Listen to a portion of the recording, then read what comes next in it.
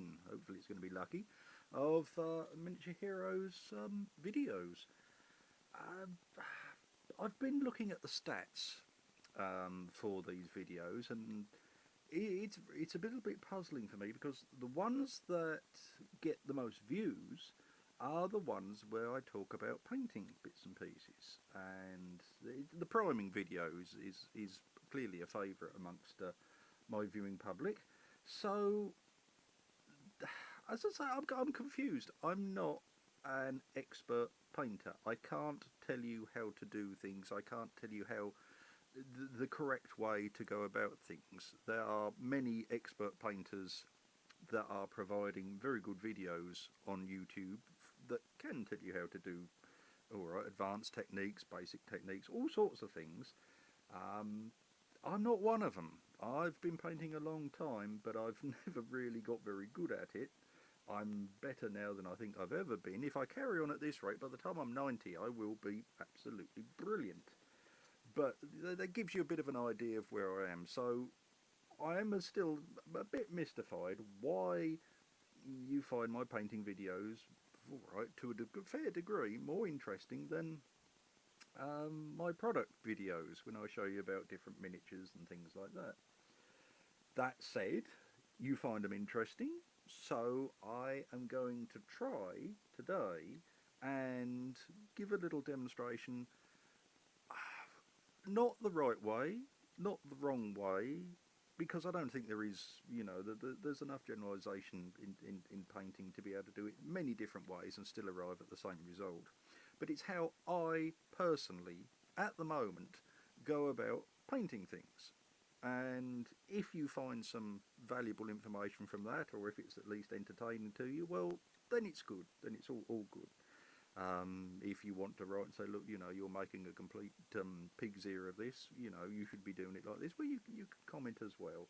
But this isn't a professional, this isn't an expert painting, this is very much a journeyman job, and I'm just trying to muddle through as best I can. But you, as I say, you guys seem to like the painting videos.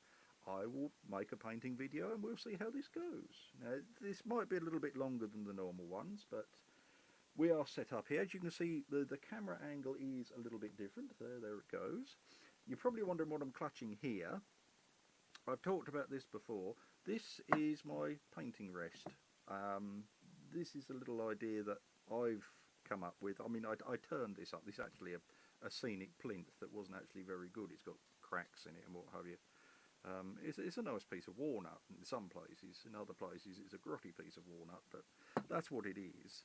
And I thought, well, I'll make it a floating base. I'll sandwich a piece of perspex between the two, but it wasn't well received when on the prototype, but it's nice and big, so I keep it there.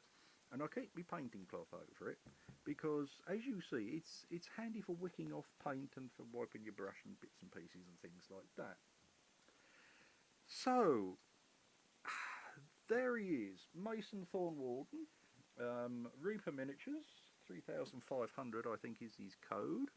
We've spoke about him before in the priming video, and I think a little bit in the brush selection.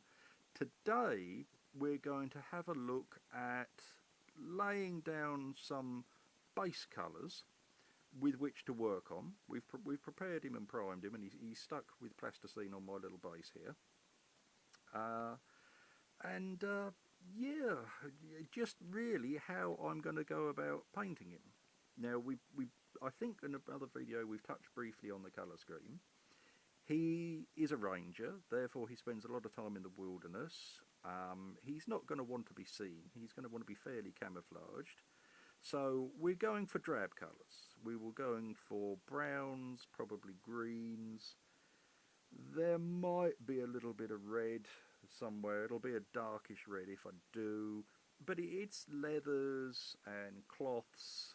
There's very little in the way of armour or anything that is on here, so it's a very sort of drab and quiet arrangement, and that's all right. Hopefully, where it's going to come out. So, without further ado, we'll make a bit of a start. As I say, he's primed. He's had the Reaper primer on. You can see the priming video. There's that's in the feed. I like to start with bigger areas first. Um, Generally speaking, a lot of people start on the inside of a miniature and work out. I like to start getting a bit of a feel by getting some colours on it. And with this, you can do a bit of a cheat nowadays. And that's with the Games Workshop Citadel contrast paints. So I'm just rearranging some things on the little turntable. As you see, there it is. There's the genie. He's coming along. That's the Kyrene. That's one of my figures, the elf, female elf. As I say, I have 2 or 3 on the go at any one time. The genie's just about done. I hope to have him finished this weekend. So, putting on your base coat. The contrast paints are very nice because they give you an instant thumbnail sketch of where your highlights are going to go. Now, as we can see here, looking at him, it's a bit difficult to tell here. I'll see if I can get it there.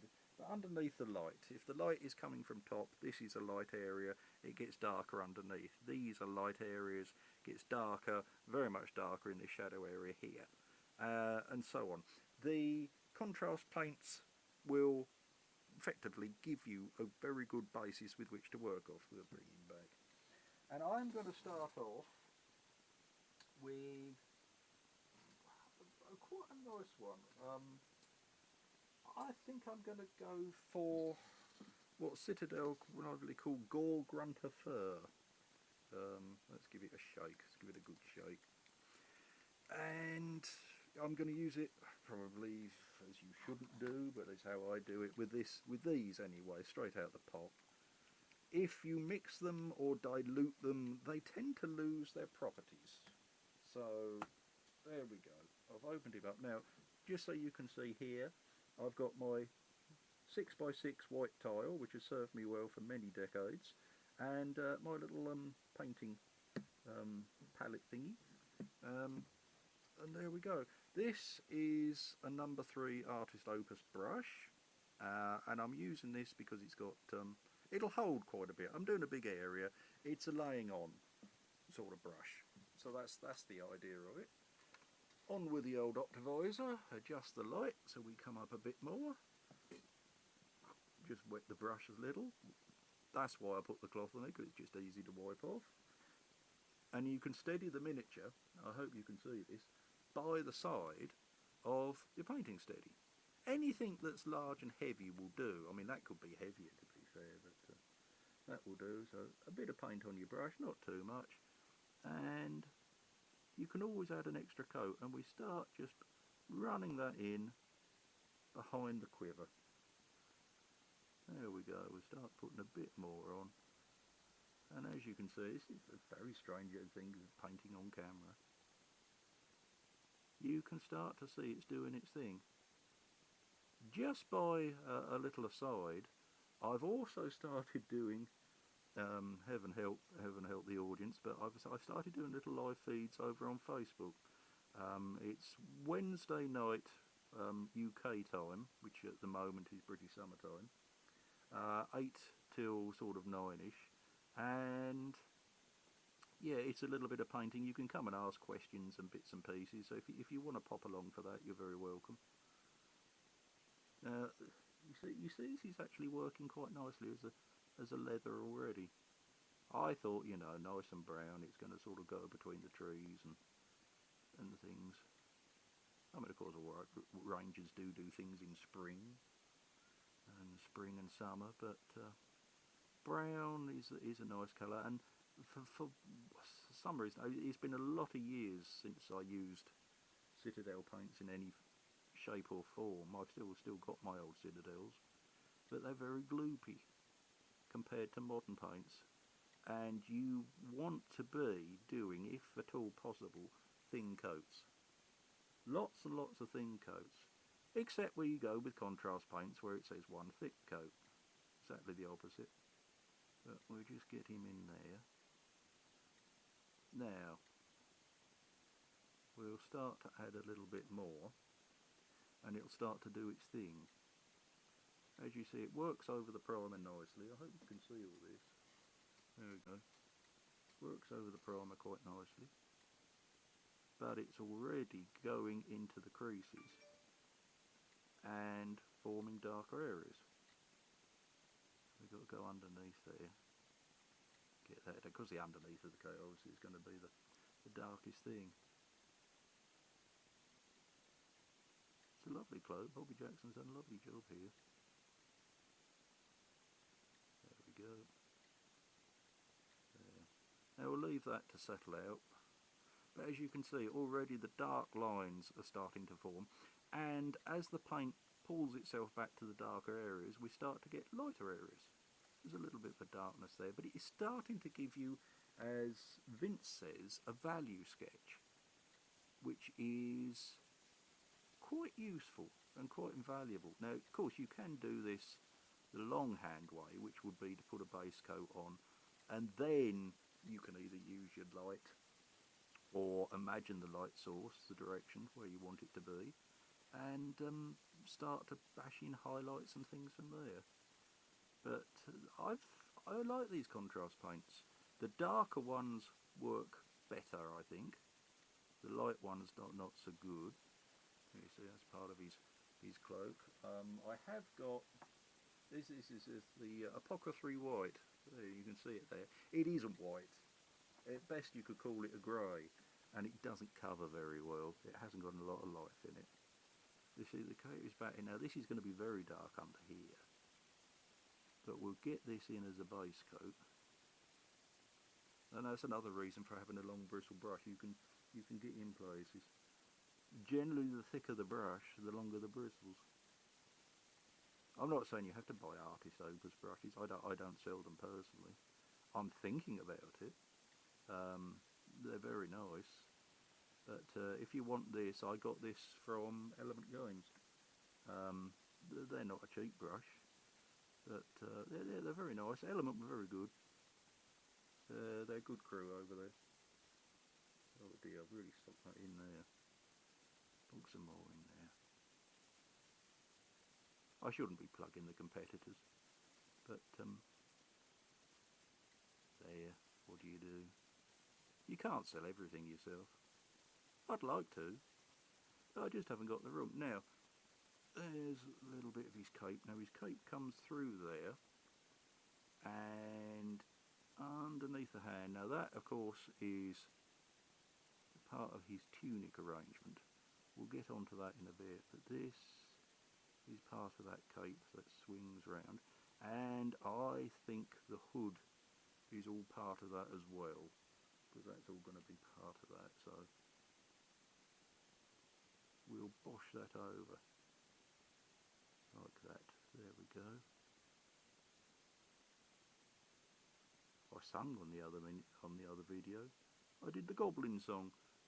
It tickled Shane. He quite liked that. As I've been saying, and we haven't been doing very well on the total. Actually, people have been leaving the channel. If we get to 100, Shane has actually said he's going to show me how to do things properly. And he's a very good painter. He's won numerous gold medals and other bits and pieces. He's a great one for painting busts, and this is where he and I differ. I have painted a bust. He put me in the direction of one. It's a very nice bust, but I don't know. It just didn't grab me as perhaps it should have done. There we go. We're just coming down in there. I hope you can see this. As I say, this is a test, but the contrast paint is doing its thing there, and there we go. As I say, I do like these contrast paints. I spoke to Shane about it, and from an expert painter's view, he considers they're cheating. I don't think he's actually used them, and he's right. I mean, he is right. This has already, in one coat, created something that actually isn't too shabby. I think we could put a bit more in there. But yeah, you can sort of, I mean, you could, it depends how well you want to go tabletop wise, but you could leave that like that. I just brush that bit out.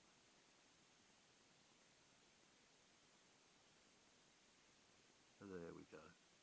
There. Leave him to dry for a minute or two, and once he's dried we will come back and have a look at possibly popping in another colour. We'll have a think, but I shall be back in a mo. Hang on. Right, welcome back. The paint has had time to dry now, and so I'm going to show it hopefully to the camera. I'm just looking on my little viewer here. Hopefully you can get an idea. But the contrast paint has done what it said. It does do what it says on the tin, and it has gone darker in the darker areas and lighter in the higher upper areas, and that does actually look off the cuff like a bit of worn leather. The problem is, of course, contrast. That is the name of the game with so much miniature painting. Because they're small, you've got to push the values. So the dark bits have got to be darker, the light bits have got to be lighter to show basically what's going on. But this has given you a bit of an idea. As you can see here, lighter area, lighter edge, the high edges, the darker pieces have now got sort of black lines in them. This is a bit darker there, and it gives you a reference to work off of. Now we can be fairly sure that that will be a lighter edge there, that'll be a lighter edge, but it'll be darker as it goes in. And these are things that we can now fix going forward. So, what am I going to do? Well, first off, I think we're going to go for some highlights. I think we're going to start putting those in, and we can always go darker. Going a bit lighter it takes a little bit more effort. So, here on the Reaper paint page, paint rack, what have we got? Oh, you see some of them here. I haven't got as many paints as an awful lot of people, but this is Reaper tanned leather. I hope you can see that. The labels on Reaper bottles really don't last very well. I don't know what they print them with. I have spoke to Reaper in the past, many years ago, about this, that they fade out, and they've never really changed it. Which is a shame, because it's excellent paint. It really is good stuff, but then the labels disappear. You end up doing things like this. And there you go. I have done one of my own labels. I hope you can see that. 9094 clear red, and I've done quite a few of those and bits and pieces, which is a shame. You shouldn't have to do it. Shouldn't have to. But anyway, just so that you can see what I'm doing, I'll move him out the way and put that there. Stay there. That's it. So, paint palette, dropper, give it a good shake. You don't need to go too mad. You see some people, they rig up jigsaw arrangements and things. They just, I don't know what they're doing. You can quite happily shake it like that. You can hear the paint moving about. Early on, Reaper used to do little cast lead, well, they weren't lead, they were white metal skulls, and they were the agitator, but they've stopped doing those now. I don't know why. There's no agitators in them now. I think there is in the flow improver, and it's a little ball, but there we go. So, 2 drops. There we go. 2 drops of that, and that'll do for initial highlight. And then we add a couple of drops, because I want this fairly fluid, of the special Shane mixture, which is 1/3 flow improver, 1/3 drying retarder, and 1/3 clear water. He uses distilled water. I had a gentleman on the actual video saying, you know, distilled water is very expensive to get to. I don't know where you're buying it from, sir, because you can buy distilled water over here. It's for car batteries. If people are drinking the stuff, good luck to them. But it's for car batteries, mainly. And you can put it in iron, de-ionised water for inside of irons, because it's not supposed to scale them up. But now all I'm doing is using an old brush just to mix this about in the paint well, so that it's nice and fluid, and that's that. Give that a rinse. Bring me pudding a bit, it sticks to that a bit. There we go, wipe that on there. Now I'm going to go to the Artist Opus 1, which has got a nice point on it as well. You could use the 3 to be fair, it's got a good enough point, but the 1 is my general workhorse. Drop the Optivisor down, there's the back, now you can see that. Now, a little bit of paint on the brush, not much, give it a bit of a wipe just to take off the excess, and start to bring down the creases. And this is just what you do. A little bit off there. That's going to be a highlight. Now the thing with pale colours is they look very pale when you first put them on, but they do mellow out very quickly. Darker colours tend to stay to do the thing that they're originally put in to do, but lighter colours, whatever you do, that's going to catch light. Are quite good for that. The idea is we want the leather to start looking a bit faded and a bit worn. He's probably had this cloak for many adventures. It's a good quality cloak, it's nice and thick, keeps out the rain. You know, there's all sorts of things. There's a little bit more of a light thing down there. And as you can hopefully see, by doing this, we start to follow where the contrast paint tells us it's light, and we start to sort of add a bit in. With the flow improver and the drying retarder, it allows us time to fiddle about with the paint, because you don't want the paint drying too quickly on the miniature. I'm just going to catch that edge. Now we can start striking that out. Flow improver is very good. It's better than just clear water, because it actually helps the paint work in the right direction. By that I mean if you just add water to the paint, it will leave a tide mark where the paint effectively ends. It's not so great. But if you use flow improver, it doesn't do that. It works with the paint and breaks it down nicely. Now I'm just going to put a little bit in there.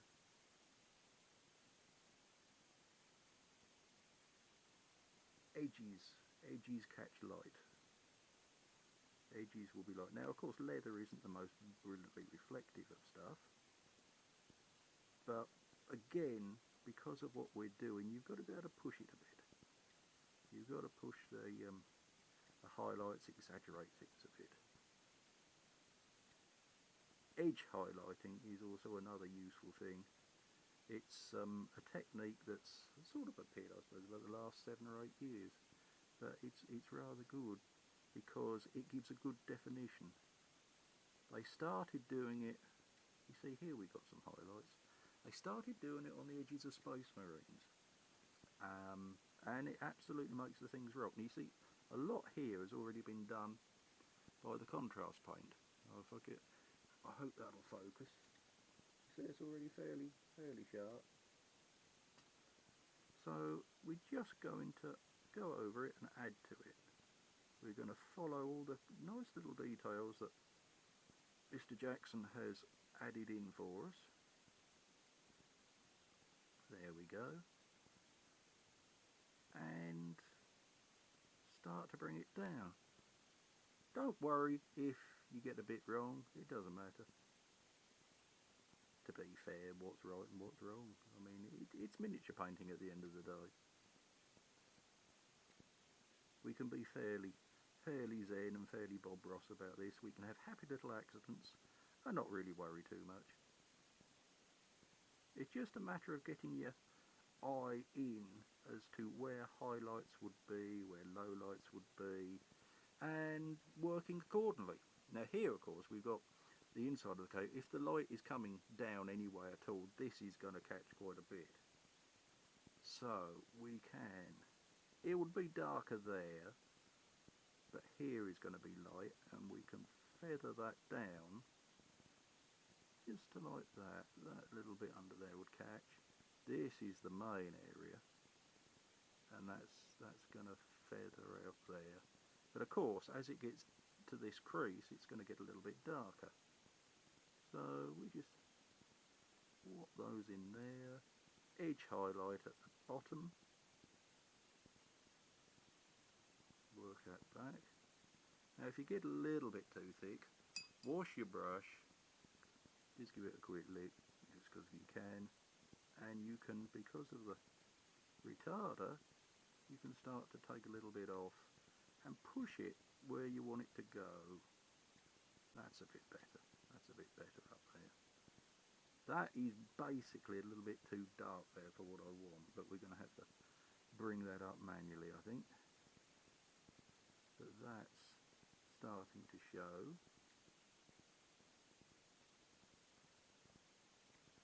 So yeah, it's starting to show what you want. Yeah, he's a bit dark there. As I say, light colours over dark take a lot more coats. They will cover eventually, but it does take a while. But that can be beneficial if that's what you're trying to do. You can always go with a lighter colour. I mean, I've got lighter. We go all the way up to golden blonde here, which actually works quite well as a very top highlight. Now we've got more creases here. Again, the contrast paint has helped us. So it's just a matter of finding the highlights and stroking over them.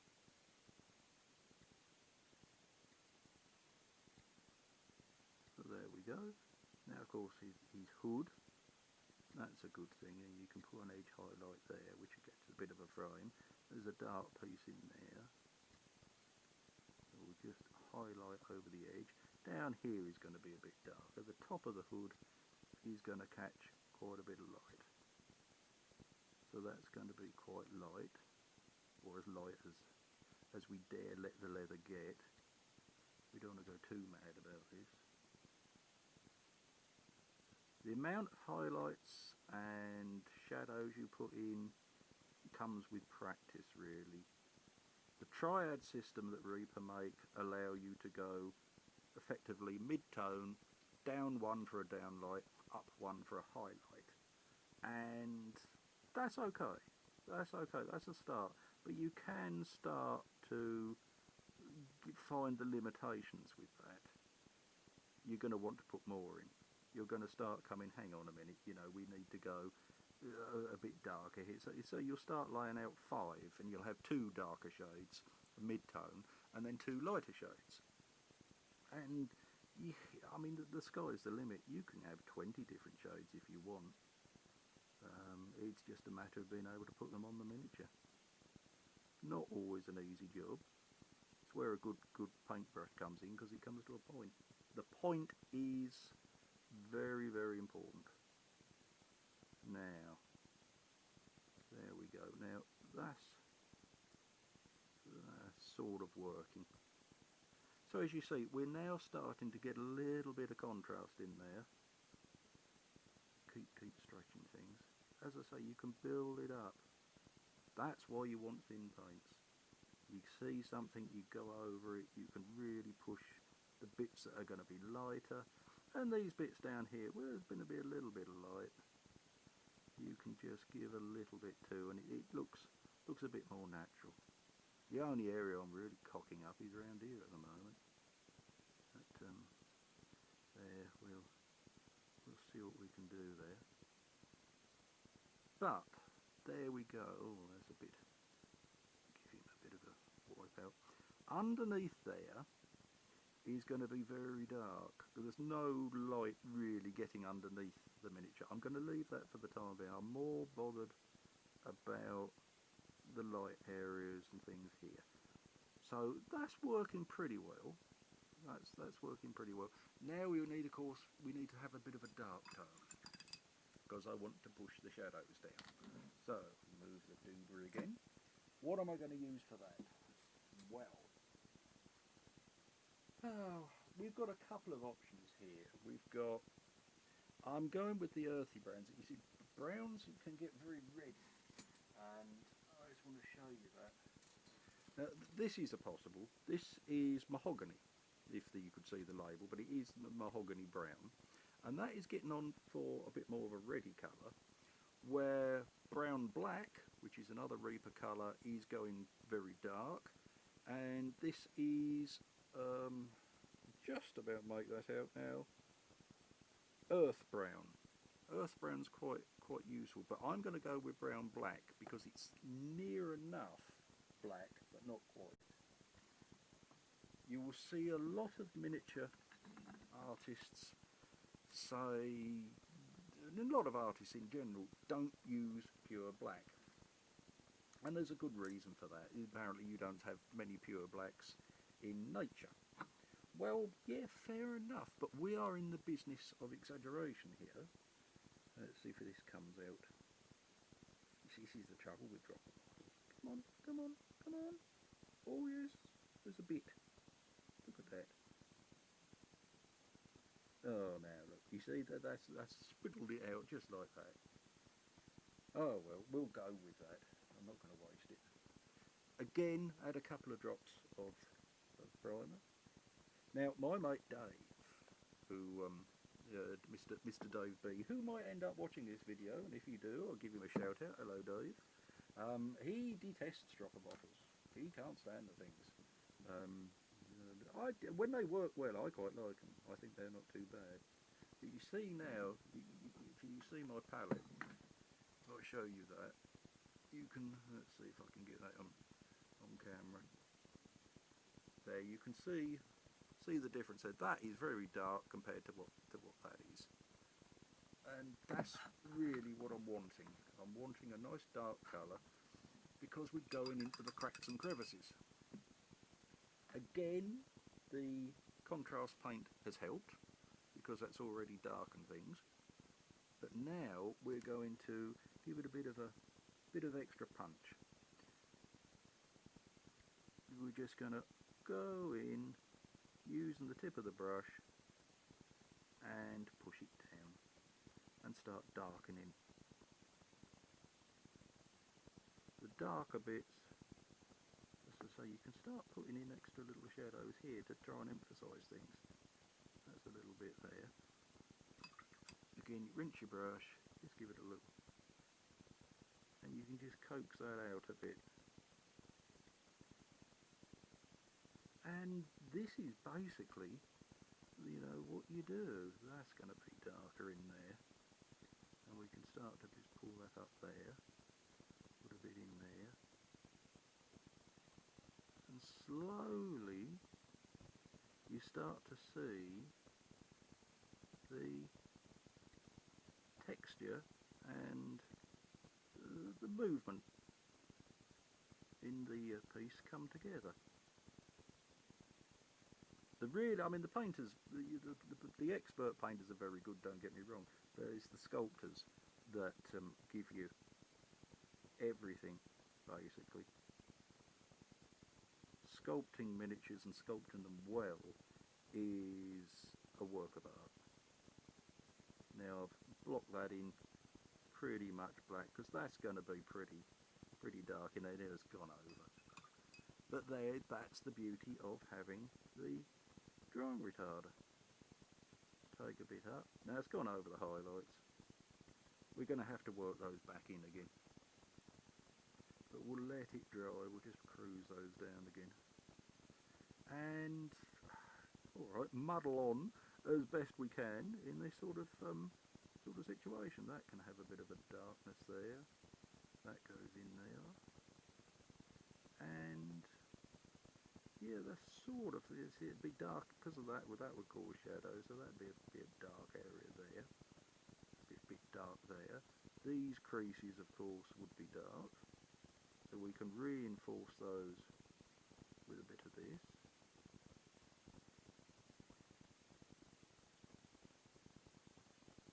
And yeah, underneath the hood there.